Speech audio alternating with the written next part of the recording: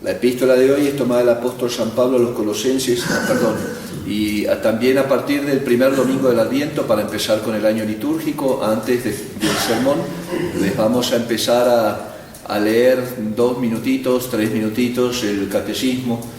Vamos a utilizar o el catecismo de Ripalda para adultos o el catecismo del Padre Astete, para que vayamos recordando, porque no estudiamos mucho en casa. También es difícil para cuando uno organiza. Antiguamente, ustedes saben, en las parroquias se hacía un grupo de estudio de lo que sea, de catecismo, de alguna materia, y claro, la gente estaba a 100 metros, y más en México, un país tan católico que había parroquias casi en todas las manzanas. Entonces, como ahora está difícil realmente, y uno entiende que muchos de ustedes viven lejos y trabajan y los horarios no se acomodan, entonces vamos a empezar los domingos, 2 o 3 minutitos, a leer un pedacito chiquitito del catecismo. Va a ser poco, apenas una lectura. Vamos a ir también una breve explicación, y después, si llegan a tener alguna duda, sí la consultan afuera de la misa, o vienen a platicar, o cuando se confiesan, etc. Entonces, para que a ver si en el año, comenzando el primer domingo de Adviento, para terminar con el último de Pentecostés, vamos entonces a haber dado una vuelta, repasado todo el catecismo para adultos. Entonces, para que vengan a misa y se vayan acordando, y es necesario, hijos míos, hoy conocer la fe y conocer la doctrina. Es necesario, porque si no sabemos, realmente después caemos en muchos errores, no solamente errores doctrinales, errores de comportamiento, digamos así, errores en la práctica, en nuestra vida de todos los días, porque no conocemos lo que es bueno, lo que es malo, y si lo conocemos lo tenemos medio nebuloso, medio nublado. Entonces vamos a empezar del primer domingo del Adviento, dentro de 2 domingos, a repasar el catecismo. Después va a seguir el sermón, por supuesto, no se crean que van a escuchar 2 minutos nada más. Después van a tener que soportar los otros 45 escuchando el Evangelio del día. La epístola de hoy es tomada del apóstol San Pablo a los Colosenses y dice lo siguiente: hermanos, como escogidos que sois de Dios, santos y amados, revestíos de entraña de misericordia, de benignidad, humildad, modestia, paciencia, sufriéndoos unos a otros y perdonándoos mutuamente, si alguno tiene queja contra otro. Así como el Señor os ha perdonado, así también hacedlo vosotros. Mas sobre todo esto tened caridad, que es el vínculo de la perfección, y triunfe en vuestros corazones la paz de Cristo, a la que también fuisteis llamados para formar un solo cuerpo, y sed agradecidos. La palabra de Cristo mora en vosotros abundantemente con toda sabiduría, enseñándoos y amonestándoos unos a otros, con salmos, himnos y cánticos espirituales, cantando de corazón con gracia o edificación las alabanzas de Dios. Cualquier cosa que hagáis, sea de palabra o de obra, hacedlo todo en el nombre de nuestro Señor Jesucristo, dando gracias a Dios Padre por medio de Jesucristo, Señor nuestro. El Evangelio es tomado del evangelista San Mateo y dice lo siguiente: en aquel tiempo dijo Jesús a las turbas esta parábola: el reino de los cielos es semejante a un hombre que sembró buena simiente en su campo. Y mientras dormían los hombres, vino cierto enemigo suyo y sembró cizaña en medio del trigo y se fue. Estando ya el trigo en flor y apuntando la espiga, apareció también entonces la cizaña. Y llegando los criados del padre de familia le dijeron: Señor, ¿no sembraste buena simiente en tu campo? Pues ¿cómo tiene cizaña? Él le contestó: algún enemigo mío ha hecho esto. Replicaron los criados: ¿quieres que vayamos a quitarla? No, le respondió, no sea que al arrancar la cizaña arranquéis con ella también el trigo. Dejad crecer uno y otro hasta la siega, que al tiempo de la siega diré a los segadores: tomad primeramente la cizaña y atadla en manojos para quemarla, mas al trigo recogedlo en mi granero. Hoy estamos celebrando la misa que corresponde los textos litúrgicos al 5º domingo después de Epifanía. ¿Por qué? No porque sea la Epifanía del Señor, sino porque el año litúrgico tiene domingos móviles según la fiesta de la Pascua. La fiesta de la Pascua, alrededor de la fiesta de Pascua, se ordenan todas las fiestas, los domingos móviles del año, que pueden caer en distintos días, entonces domingos pero de distintas fechas.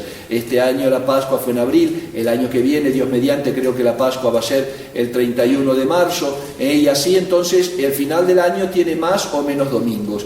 Hay 24 domingos de Pentecostés, el 24 es el último, pero para llenar ese hueco que queda según se corra la Pascua un poco más adelante, un poco más atrás, se vuelven a decir los domingos que no se dijeron en Epifanía. Este año tuvimos 4 domingos de Epifanía, y los 2 que faltan van a ser este domingo el próximo, el último de Pentecostés y el primero del Adviento. Por eso seguimos en tiempo de Pentecostés, pero se rellenan, digamos, estos domingos móviles con los 2 domingos de Epifanía que no se dijeron a principio de año después del 6 de enero. Acuérdense, la Epifanía del Señor es la adoración de los Reyes Magos. La epístola de hoy y el Evangelio de hoy son muy prácticos, digamos así. Hoy, primero, por lo pronto, para la gente que dice no, pero el infierno es un estado espiritual, hoy nuestro Señor es otra de las afirmaciones del infierno. A la cizaña la vas a atar y la vas a echar al horno que no se apaga, la figura del fuego eterno del infierno, y al trigo lo vas a poner en mi granero, que es la eternidad. En esta parábola del sembrador que siembra en su campo trigo, y viene el enemigo del hombre y de su enemigo y siembra cizaña. Yo les explico cuando toca este domingo todos los años que por qué le dice que no arranque la cizaña junto con el trigo, porque la cizaña y el trigo, mientras están verdes, parecen iguales. Por eso dice el Evangelio de hoy, empieza a tirar la espiga, empieza a florear. Entonces, a partir de ahí sí, el trigo se va a poner amarillo, va a dorar, y la cizaña va a seguir verde. Y recién ahí es cuando se da cuenta que es cizaña y que es trigo, si no son igualitas. Las plantillas estas, cuando van creciendo, son iguales. Por eso le dice el Señor, no arranques nada, no sea que arrancando la cizaña arranques también el trigo. Esta epístola no se aplica porque dice el reino de los cielos es semejante a este sembrador. No se aplica al reino de los cielos, en este caso a la eternidad, sino al reino de los cielos visible y que se extiende en esta tierra, porque en el cielo el demonio no puede sembrar ningún mal. La eternidad del reino de los cielos, cuando ya se posee por la salvación eterna, ya no hay nada de malo, es la posesión de todo bien sin ninguna mezcla de mal. Entonces esta parábola se va a aplicar a la iglesia en esto y al alma, a la sociedad de fe y al alma. Entonces a la iglesia sí, el sembrador siembra la palabra, la doctrina. En esta epístola, en este evangelio, el sembrador y la semilla es Cristo. El sembrador y la semilla es Cristo, como cuando nuestro Señor nos dice, yo soy la verdad, el camino, la verdad y la vida. Él es la vida y Él da la vida, Él es el médico y es la medicina. En la Santa Misa, Jesucristo es sacerdote y también es la víctima que va a ser inmolada. Dios en todo, digamos así. Entonces, acá en esta parábola Jesucristo siembra su palabra, siembra su camino, como el criterio para poder salvarse, digamos así, la fe en los corazones. Y sin embargo el demonio, su enemigo acérrimo, perdido ya, pero haciendo sus obras a su tiempo, hasta que Dios le diga hasta aquí, ese enemigo siembra la cizaña. En el caso de la vida de la iglesia, digamos así, nosotros tenemos que entender, como dice San Agustín, que cuidado, que no sabemos si somos cizaña o si somos trigo. Y acá viene un vicio muy terrible que tiene el ser humano, que afecta a esta vida de la iglesia, y que, creyendo muchas veces ser trigo, no dejan de ser cizaña, que es el vicio de la murmuración. Murmurar, dice Santo Tomás de Aquino, es hablar en las conversaciones, criticar a los demás, pero con la intención de, bueno, yo digo un comentario de una persona, pero yo sé que este comentario va a quitar la estima en la persona que me escucha. Puede ser una verdad, que se llama difamación, contar una verdad, un defecto, un pecado que puede ser cierto, entonces se difama. O puede ser una calumnia, es decir, contar una mentira, decir una mentira del prójimo. Entonces, estos dos, ya sea decir una verdad o contar una mentira, porque hay gente que dice, bueno, yo te digo esto, pero no estoy mintiendo. Te digo de verdad, es la verdad, no importa que sea la verdad. Los bienes del alma, los bienes materiales y la fama, el prójimo tiene derecho a conservarla y a mantenerla. ¿Por qué? Porque si yo difamo a una persona que puede hacer mucho bien, y si por mi difamación, por mi murmuración, esa persona pierde crédito o ascendencia moral sobre los demás, se le está evitando que haga el bien que podía hacer. Es un pecado grave si se difama gravemente, o si la calumnia siempre es grave, pero el pecado de la difamación puede ser grave si se difama gravemente, o puede ser leve si se cuentan, venial si se cuentan cosas ciertas del prójimo que lo desmerecen. San Jerónimo, decía que no siempre se encuentran almas muy piadosas, dice, pero sí hay almas puras, hay almas rezadoras, pero en todos, dice, siempre es muy difícil encontrar un alma que no tenga de alguna forma el vicio de la murmuración. El vicio de la murmuración. ¿Y qué pasa con el que murmura? ¿Qué dice San Jerónimo? Qué tristeza el murmurador, que ya no más en su murmuración está pecando de soberbia, porque se cree trigo y no se da cuenta que él es la cizaña. Porque si fuera trigo realmente no estaría murmurando. Además el pecado de murmuración es muy grave y daña a las tres personas que se manifiestan en este pecado. El primero es el murmurado. La primera víctima que va a sufrir es el murmurado, la persona de la cual se difama o se calumnia o se habla mal. Y Santo Tomás de Aquino dice que la malicia del vicio y la murmuración es el querer quedar bien, pasar por yo sé más, o soy bueno pero ten cuidado, o para quedar como si fuera una buena persona en realidad. El que difama, el que murmura, el que calumnia, aprovecha muchas veces aún de su autoridad, de su ascendencia moral sobre el otro, porque yo sé que el otro va a tomar mis palabras como verdaderas. Entonces voy a creerme haciendo soberbecido, voy a querer parecer trigo cuando en realidad soy cizaña. El murmurado queda destruido. El murmurado queda destruido. San Francisco de Sales le dijo a una mujer murmuradora: ¿sabes qué? Agarra, tengo que reparar. ¿Cómo puedo reparar?, le dice el San Francisco a la murmuradora. Agarra una almohada, dice, de pluma en aquellas épocas, porque no habían otros materiales. Ve desde tu casa para acá, la rompes, abre en tu casa la funda de la almohada y empieza a tirar las plumas por todo el camino hasta que llegues aquí a verme, le dice. Ah, bueno, qué fácil. Y cuando volvió lo hizo y le dice: bueno, ahora de aquí para tu casa ve a recoger las plumas. Y vuelves a hacer otra vez la almohada. Y le dijo a la mujer: es imposible, porque las plumas volaron, porque las otras se fueron, porque quedaron en la tierra, porque ya no. ¿Cómo voy a hacer? Pues así como haces para solucionar el vicio de tu murmuración, el daño que has hecho con tus palabras. ¿Cómo haces para solucionar el daño, para corregir y reparar el daño que has hecho con tus palabras? No lo hagas más, esa es la solución, le dijo San Francisco de Sales.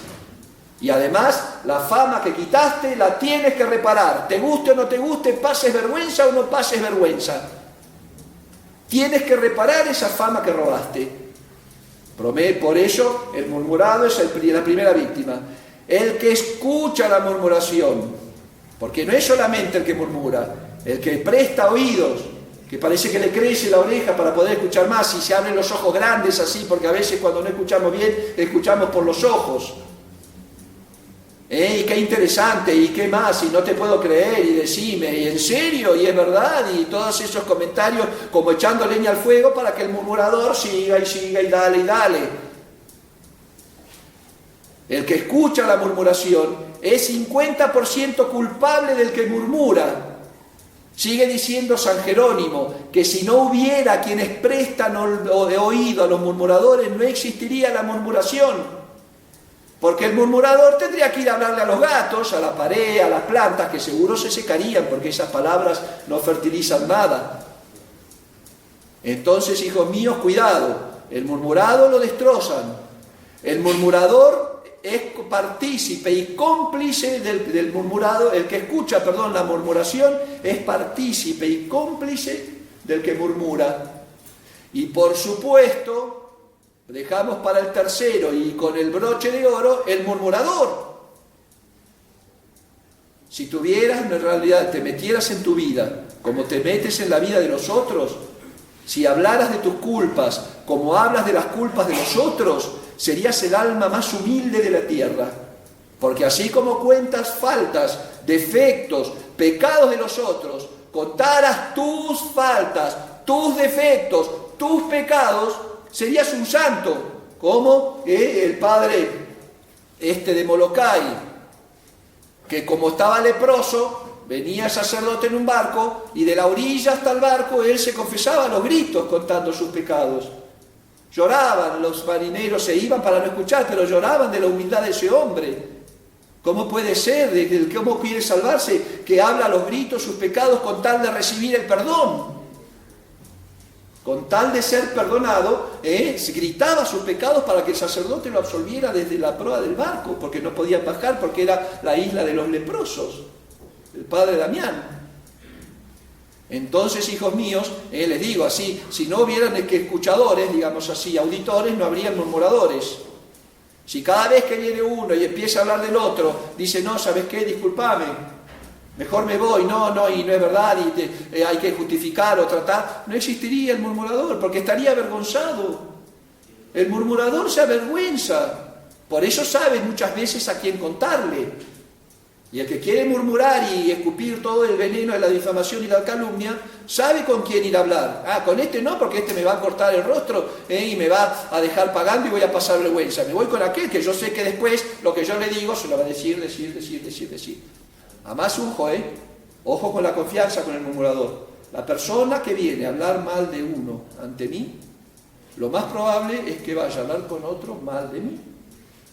Así es el murmurador, porque es un vicio. Es un vicio espiritual muy feo, hijos míos. Por eso cuidado. Y para colmo, el murmurador cuando lo hace, no le da vergüenza contar las faltas del prójimo, porque piensa que las de él no son graves. Y ahí está la cizaña que se cree trigo.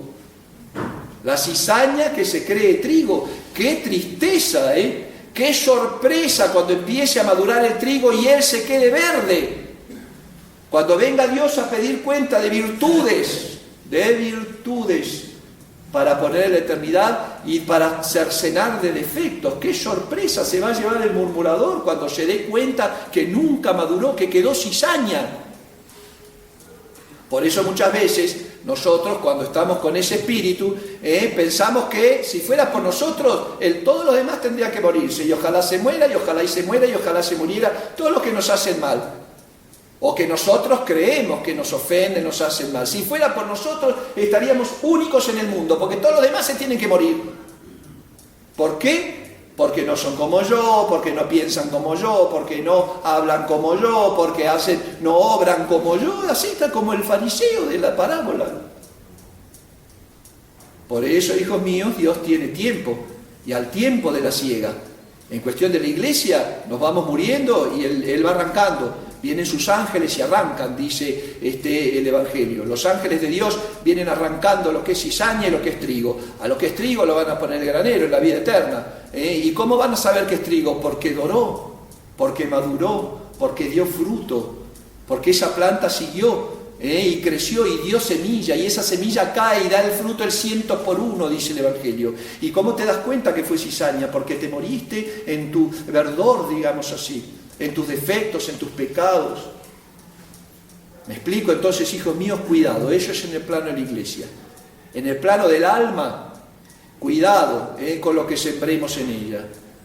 ¿Qué dice la epístola de hoy? Queremos ser semillas, queremos ser trigos de Cristo, semillas de trigo de Cristo. Pues hagamos lo que dice la epístola de hoy.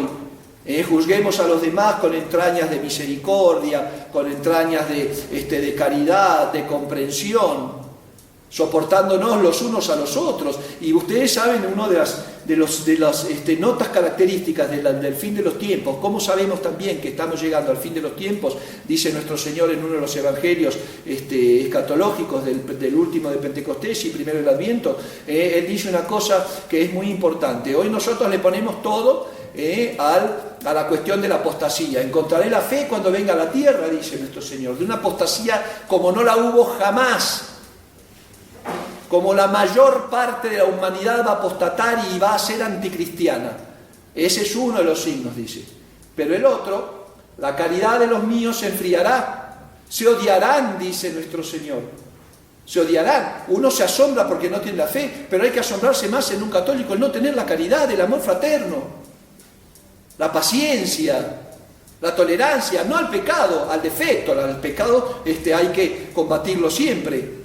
Cuando uno habla de tolerancia, uno piensa que se usa como hoy modernamente, tenés que tolerar al que se autopercibe como renacuajo, pero no es así. La tolerancia es al que realmente tiene un defecto y simplemente obra así porque no soy yo, porque son otros zapatos y está enfrente mío y no piensa como yo, no tiene las mismas inclinaciones que yo. Entonces, bueno, soy intolerante, se dice uno. No te soporto el tono de voz, no te soporto lo que haces, lo que no haces, si respiras, si no respiras, si entras, si sales, no te soporto. Así, hablando en general. Y ese es uno de los grandes signos de este tiempo, y es lo que está pasando. ¿Por qué el desastre de las familias? ¿Por qué se desarman? ¿Por qué el desastre de los matrimonios? ¿Por qué es un mundo que está en crisis en una cuestión de convivencia, digamos así? ¿Por qué las familias están tan desunidas muchas veces? Porque no hay caridad. Porque no hay comprensión, un espíritu de entendimiento. A ver, bueno, tú obras así, quiero entender, tratar de entenderte por qué obras así. Y tratando de entenderte por qué obras así, también yo adaptarme un poco a tu aceptación. Les digo, esto es en convivencia, nada de pecado. Lo pecado es intolerable, es inaceptable. Estamos hablando de una vida común, de cosas buenas incluso, que muchas veces, aún así, se interpretan malamente del otro. Hijos míos, dice la epístola de hoy, sobre todo, conservad y practicad la caridad, que es el vínculo de la perfección. No hay unión en nada si no hay caridad. Habiendo fe y no hay caridad, se llama cisma en teología. Creemos lo mismo, pero no podemos convivir. Por eso, hijos míos, vamos a tratar de ser trigo de Cristo. Y para eso, bueno, practiquemos las virtudes. Y sobre todo, no nos creamos trigo. Es un acto de humildad el decir, Dios mío, no realmente, cuando yo voy a criticar al otro, o voy a pensar mal del otro, o voy a ser intolerante con el otro, ¿por qué no te acuerdas de tus pecados, de tus confesiones, del pecado mortal aquel, del otro, de esto, de tus malas inclinaciones, de aquel día? Entren en sus corazones y reflexionen. ¿Y yo quién soy para tirar la primera piedra? Por eso dice nuestro Señor, no juzgues y no seré juzgado. Ojo, hay al que le toca por oficio juzgar. A un padre de familia, a la madre, sino junto con el padre, les toca juzgar muchas actitudes de sus hijos para corregir, por ejemplo. Para corregir, pero no para censurar. Me explico, para corregir, que es lo que hace Dios en esta vida, cuando vamos al sacramento de la confesión. El juicio en el cual nosotros, si estamos arrepentidos de nuestros pecados, vamos a salir perdonados. No nos van a dar una apelación y después ven otra vez que te doy la sentencia, salvo un caso de un recidivo o de pecados que lo exigen por su gravedad. Pero normalmente el juicio de la confesión es para ir a recibir un perdón, salir reconciliados con Dios. Y no para que vayamos al confesionario y nos digan de todo y después, ¿sabes qué? No, tú te tacho condenado, no vengas más. Lo mismo ella en las actitudes de la familia, por ejemplo. Lo que uno tiene que hacer, los padres con sus hijos, es corregirlo, no descargar la ira, por ejemplo. Por eso, ven cuántas cosas, ¿no es cierto?, en la vida espiritual, hijos míos, es todo un trabajo, es toda una vida no alcanza para tratar de vivir con vida espiritual. Es tan delicado esto, es tan profundo la relación del hombre con Dios. Y tanto el tiempo que perdemos alejándonos de esa relación con Dios y metiéndonos, por ejemplo, en la murmuración, por ejemplo, en los pecados personales, en tantas cosas, que cuando venga el tiempo de la siega, como dice el Evangelio de hoy, agárrate, porque a ver si creyéndote trigo no terminaste siendo cizaña. Pidámosle a la Santísima Virgen María que nos enseñe a discernir en nuestros corazones primero cuál es el camino recto y seguro, como dice San Antonio María Claret, para llegar al cielo, que es la vida cristiana. y que empecemos a vivir una vida espiritual profunda. Si ya la estamos viviendo, profundizarla cada día. Si vivimos desatendidos de esto, pues agarrar hoy que estamos vivos, porque mañana uno nunca sabe si va a abrir los ojos y se va a levantar. Y pidámosles mucha fe y además, sobre todo, hijos míos, mucha caridad, que es el vínculo de la perfección. Acuérdense siempre, y sobre todo en la familia. La familia, el hogar, tiene que ser un refugio para el alma. Venimos atacados del mundo, agredidos, digamos así, incluso del mundo. El mundo para un buen católico hoy es agresor. Que lleguemos a casa por lo menos encontrando ese vínculo de amor fraterno, de amor cristiano, que nos hace revivir de nuevo. Eso tiene que ser una familia. Un oasis en un desierto. Y que la Santísima Virgen María esté siempre en medio de ella, para que así, llevando la cruz de cada día, porque la vida se trata de eso, de tomar la cruz y seguir a Jesucristo, después de haber atravesado el mar tormentoso de estos días, podamos ser recibidos en ese banquete eterno que Jesucristo tiene preparado para aquellos que le aman. Ave María Purísima. En el nombre del Padre, y del Hijo, y del Espíritu Santo.